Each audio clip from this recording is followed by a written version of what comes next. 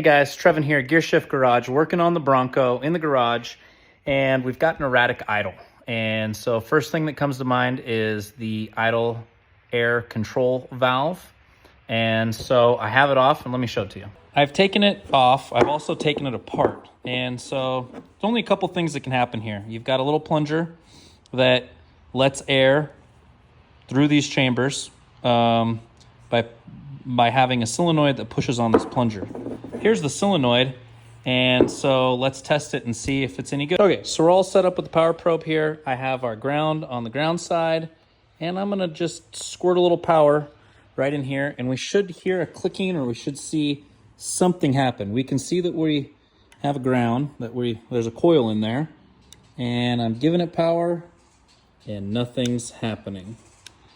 So, and I've also switched polarities, both sides, it does the same, so I think this is our culprit.